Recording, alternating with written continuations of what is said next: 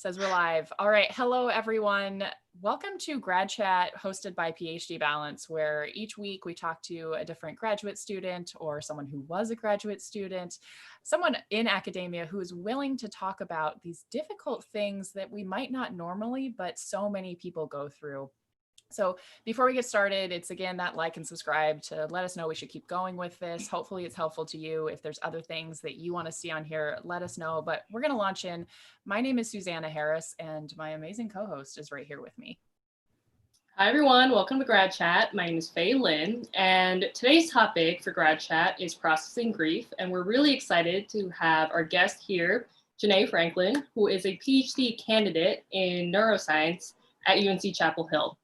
So we're gonna dive right into our chat today. And Janay, if you want to say a little bit more about yourself, your story, and why were you interested in talking about grief in today's chat? I guess you covered the basics. So I'm from a small town, North Carolina, called Red Springs. Pretty much everybody knows everybody.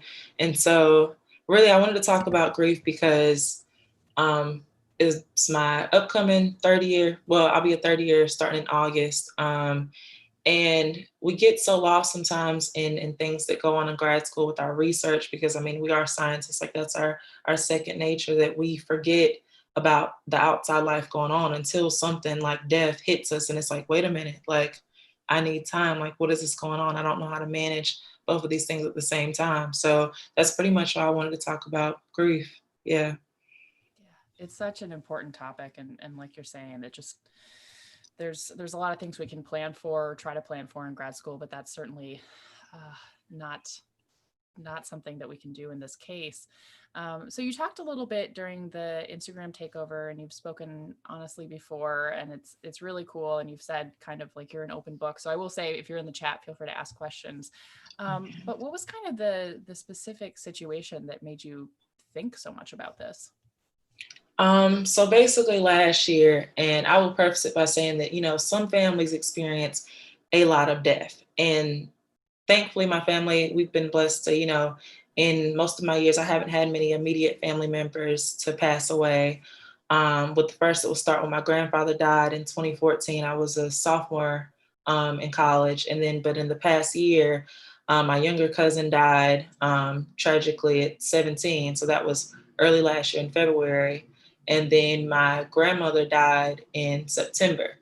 And so I just think that even though me and my little cousin weren't like super close, it was just like really kind of time stood still, because you think of people getting older and you see them doing these great things. And then it's like for life to get cut so short kind of makes you question where you are in your own life. Is like, hey, like we're not that, I don't, I'm 24, so I'm not that much older than him. It's like, wow. He didn't even get to experience like college and military, anything else. And so then I didn't really take the proper break from that. And then with my grandma, I think she was somebody that I saw as being like eternal. I thought about like having kids and her being at like my doctorate graduation, like all of that. I just never seen death and her didn't go in the same sentence.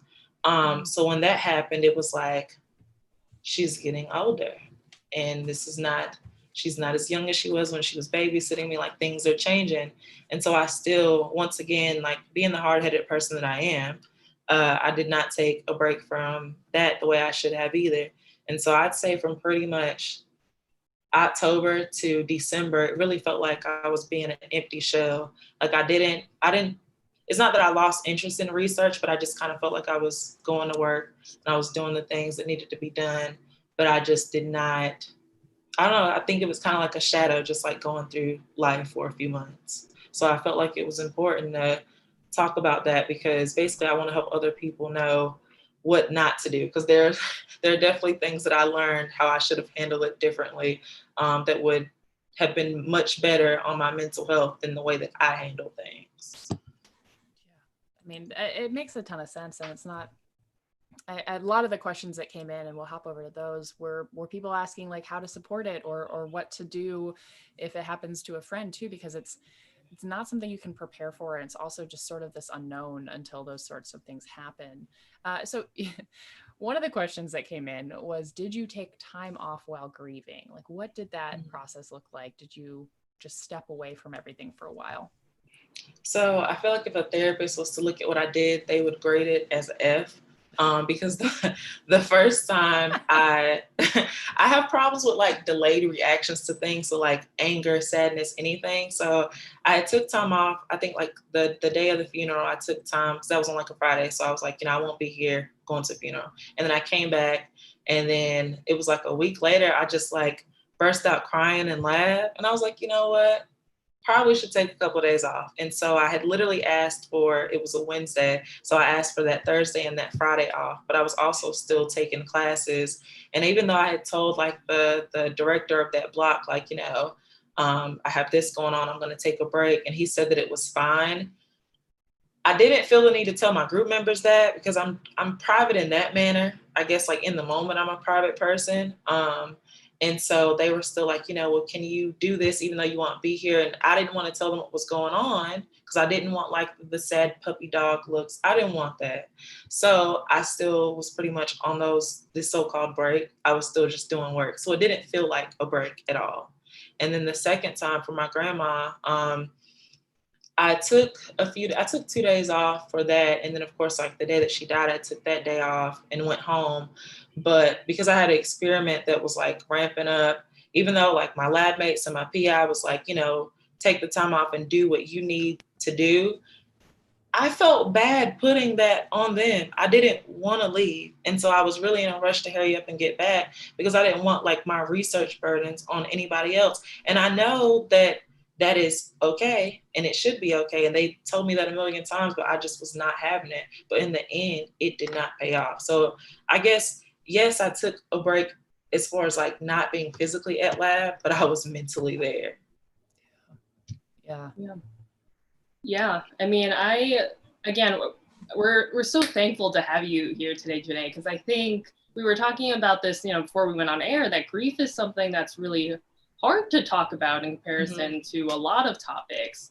And I love how you're really saying you're an open book and sharing all of these stories with us. And I think what's fantastic is hearing it from a grad student perspective. You're talking about this pressure to go back to work, go back to lab. And I think that's something that a lot of grad students think about when they're navigating processing grief as a grad student.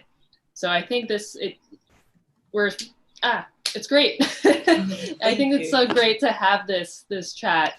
And in relation to getting back to work, I think another question we have here, it says, after taking time off, did you find it difficult to get motivation around your project and research back? So you kind of touched upon this a bit already, but yeah, if you want to talk a bit more about what the process of jumping back into research was like as you were processing grief. Yeah, I'd say motivational was definitely lacking. I don't know. I mean, I did my work, like I read and I did my experiments, but I don't know. I don't want to say that I didn't care because I feel like if I didn't care, I wouldn't be doing any of it, but just, I wasn't there. It was just like a shell doing the work, but like mentally, it was just like, I'm just trying to make it to Christmas break. That's what I'm trying to get to. So I can just like put the computer away, put everything away, and I can just be. But I will say at the end of December, nearing Christmas break, I had gotten into a new project that I honestly stumbled across, and I did get excited for that. And so I will say that right before Christmas break started, I could feel myself like feeling more motivated and excited to like get back to work after Christmas break to start on a new project. And it wasn't that like the research was related to the cause of death at all. It was just, I don't know, I just wasn't there mentally, just at all. Yeah. I guess that, I mean, so Justin in our chat asks, what are some great grief coping mechanisms? So you've talked about how you get an F from your therapist, which I was also laughing because I'm imagining a therapist saying that. Yeah. I'm sorry you failed at grief. Yeah. But, you know, kind of what are some of the things that maybe you'd wished you'd done, or if someone else was going through something similar, what could have you done better in retrospect? So two umbrellas of things: transparency for one, and not just with yourself, but pretty much knowing that you are not okay, and it's okay not to be okay. And as far as the people around you that are closest to you, like, you know, in terms of my PI, like I had to, at some point I did tell her, like, I'm not okay. I feel myself having some type of anxiety attack or something soon, because my blood pressure had was high for a few days, which I don't have high blood pressure issues at all. And so transparency with that, and then also acceptance. Like, you have to accept the fact that it is going to take time. Grief is a healing process, and time is literally like the main healing factor. And even though there's some days where it might feel like day one, and then on some days it might feel like, 10 years has passed, but just that it's going to take time.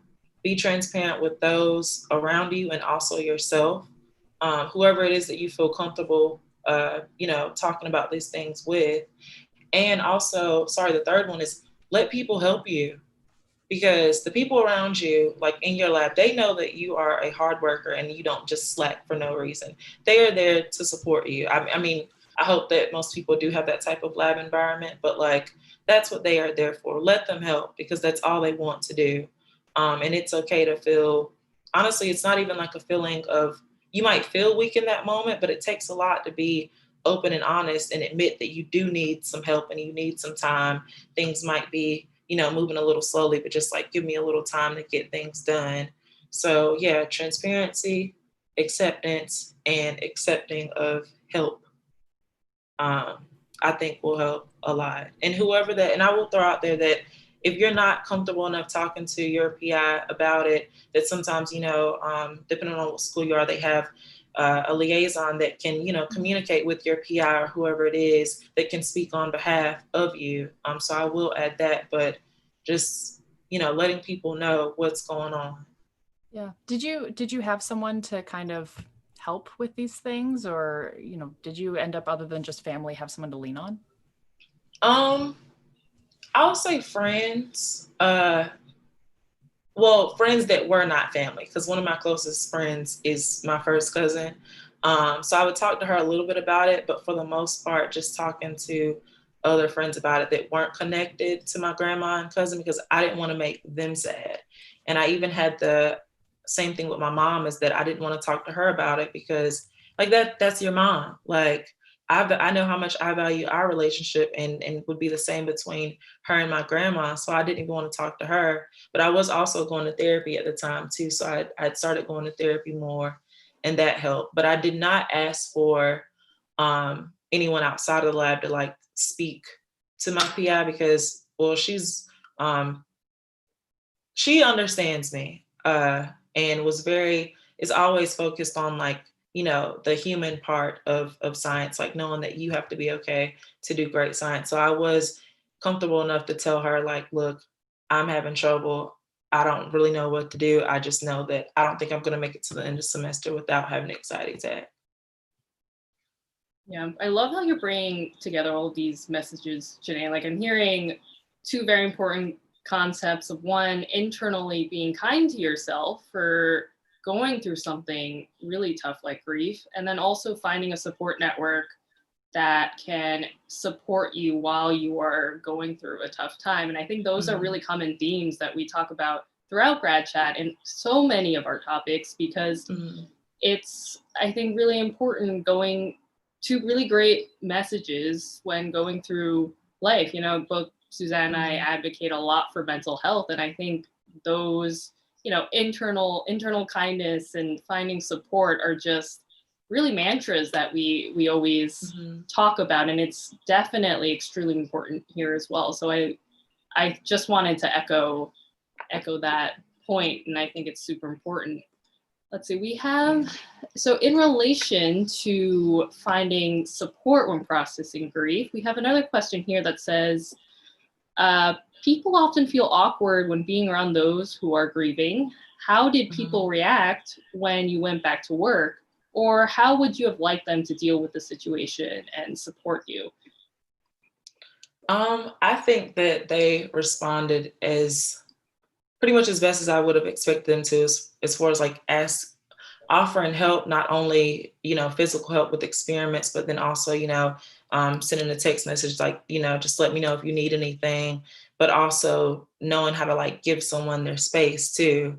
Because I still don't actually know if this is true, but I remember I was TA in a class, and so I had got out of class maybe around 10 o'clock, and I just had to go to the bathroom to take a break. I just really did. But when I came back in, I'm sure it had just looked like I had just cried a whole bucket of tears, but my lab mate just like helped me finish setting up the behavior boxes, and pretty much she did most of it. So I'd say that they responded in the way that I would have thought them to. But to the person that answered the question, yeah, it can be really awkward because you're not really sure.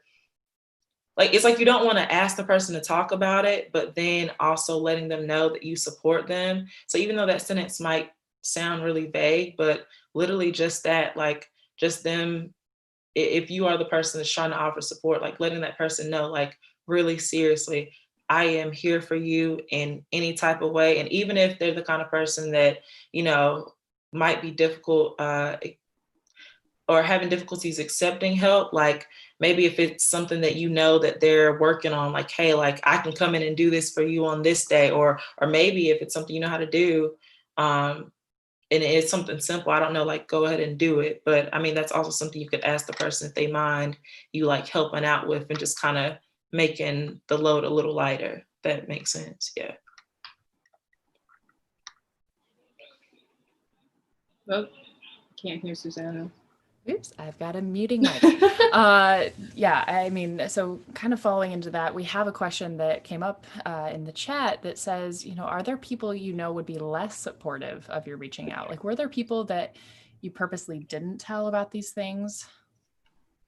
I didn't tell professors, but not because I didn't think that they would understand. It's just because at that point, I don't like the sad puppy dog eyes, because everybody goes through grief at some point. So it's like, it is unfortunately a normal thing. So that's why I didn't tell them, but it wasn't because I felt like I couldn't. It was just like, look, I don't want a group of people around me looking at me like they feel sorry for me. So I had just told someone in the Office of Graduate Education, and I told my PI, and of course my lab mates knew. But that was in that. And I will say that's also why I did not go through with an official break, because we were pretty much halfway through classes. And I did not want to withdraw from the classes, because that's like half of your progress thrown away at the same time. And so that's why I decided to just like, keep going through the semester. But my PI was very big on like, okay, every week find something that like you enjoy to do, and that's what we're going to implement in your schedule so we can get you to Christmas break. And that that was really good. Yeah, but not because I didn't feel like they would respond harshly or something. I just didn't want them to know. That makes sense. I mean, something that Fay and I have talked a lot about, not in terms of grief, but in terms of like mental illness and things, that there's sometimes that you don't want to tell people because, maybe they might not be supportive. You get some ideas of that. But a lot of it is that you don't want to say like, I'm going through a hard time, and have the other person just not be able to lean on you, not feel like they can talk to you. And yeah, those big puppy dog eyes. So, and I can also say, I mean, I've gotten to work with you through PhD Balance, and you're such a helping person. Was that, like you, it seems like you really like to take care of other people. Was it hard to be taken care of? Yeah, I do. Yeah, I like to help other people, but yeah, I think it's still hard for me to like accept help.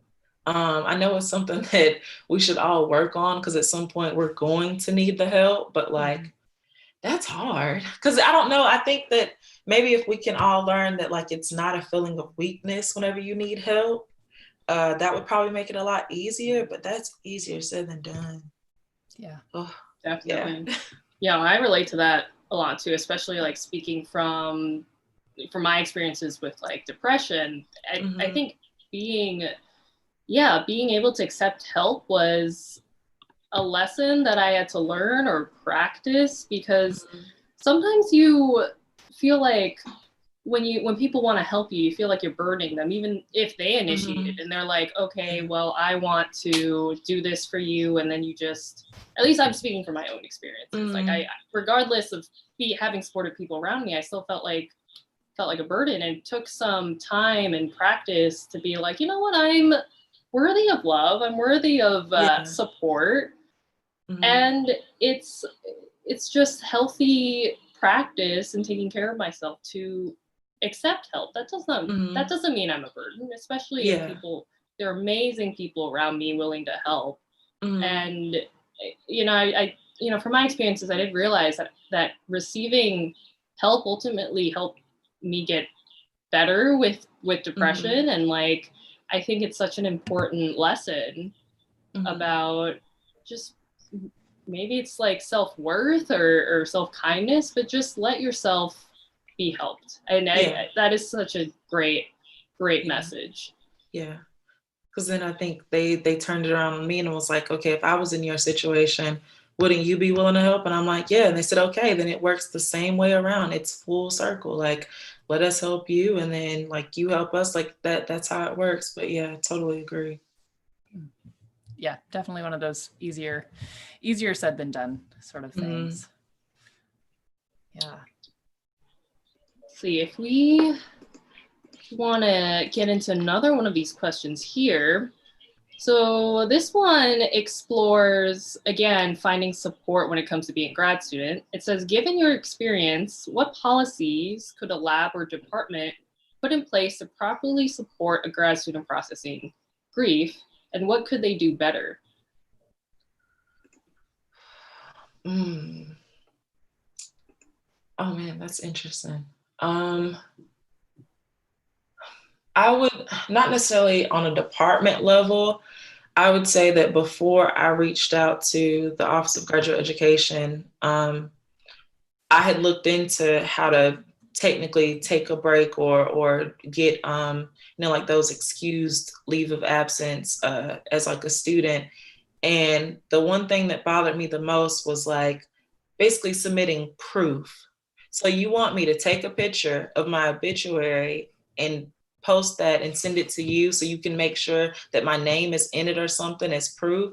Like that, I understand that sometimes you have students that like, I don't know, might come up with some excuse to like not come to class, but that's not everyone. And that is extremely, I think that's a harsh policy. And it doesn't even have to be like, funeral related or just anything. That is harsh. It is life.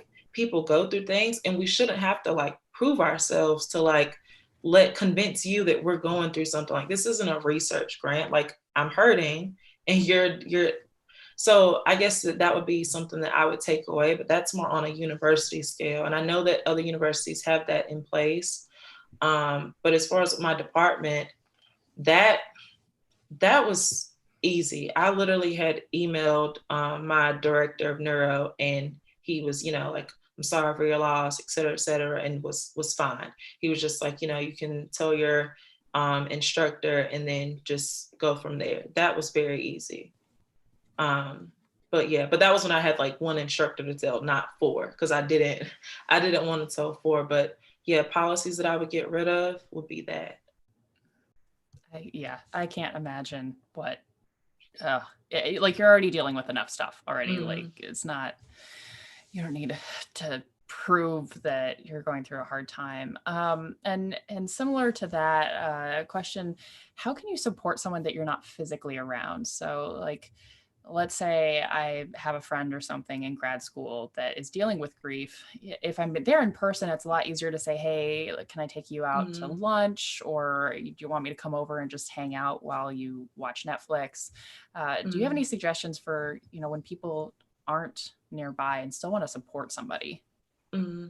As much as sometimes I hate the phone in that circumstance, I would recommend, just phone calls, or I don't know if that person prefers phone calls or FaceTime, or maybe, depending on the cost and the distance, like maybe sending a flower or just something to let that person know that you're thinking of them, but pretty much being the, I guess the virtual shoulder is what I would recommend in that. Not necessarily, it doesn't have to be a text or a call every single morning, but, just maybe regularly. And a lot of the times what I find with death is that, when someone dies, there's like a big group of people that surrounds that person during like that week, but it just tapers off like very quickly after like the funeral or, something on the very last day. And so I'd say, just still keeping in that contact with that person, whether or not it's twice a week or something after, but just because, grief is a continuing process. So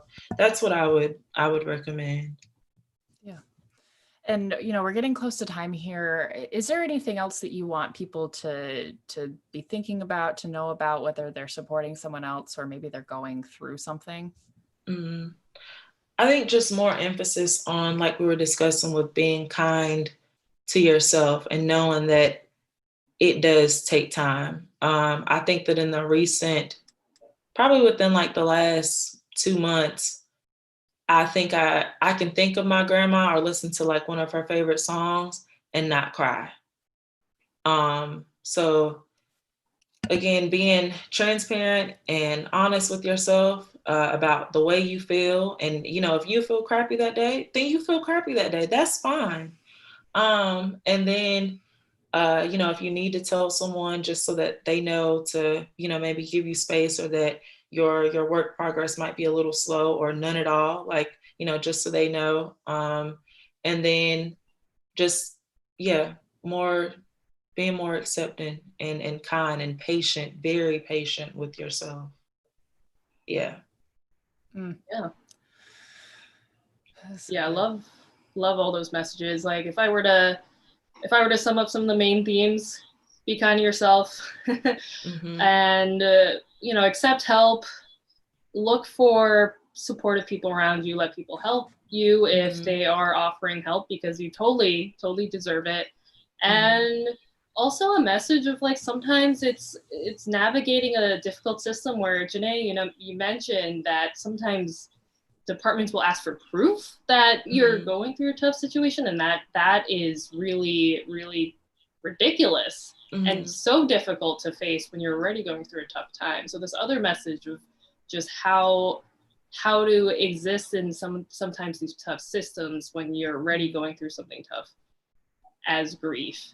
But I think also this message that of resiliency, and that you can get through it, and that everyone deserves to be supported, and everyone deserves to care for themselves.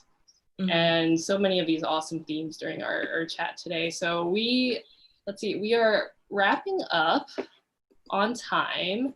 So why don't we just want to, of course, thanks Janay for being our guest today and being such an open book about this topic of processing grief. Are you comfortable with people reaching out to you via DMs, or if they have additional questions? How are you comfortable with people reaching out? Yeah, I'm comfortable. And also thanks to you both for having me. This was great. And I hope that, it does help at least one person out there, because it is a regular process and we all go through it. But yeah, I'm definitely comfortable with DMs or yeah. Awesome. Ooh. This was fantastic. We had a whole bunch of people watching during. If you're watching during, thank you so much for showing up. If you're watching afterwards, hope this was helpful. We try to do this every single weekend, Saturdays at 3 p.m. Eastern, noon Pacific time. And we're always looking for more folks to talk. But again, Janay, thank you so much for coming on. Just an absolutely crucial concept for us to be thinking about. So no problem. Everyone, thanks for having me. Oh my gosh. Yes, absolutely. Okay, everyone, have a good rest of your day, and let us know what else we should be doing. All right. Bye. Yeah. Bye. Okay. It's like for sure done.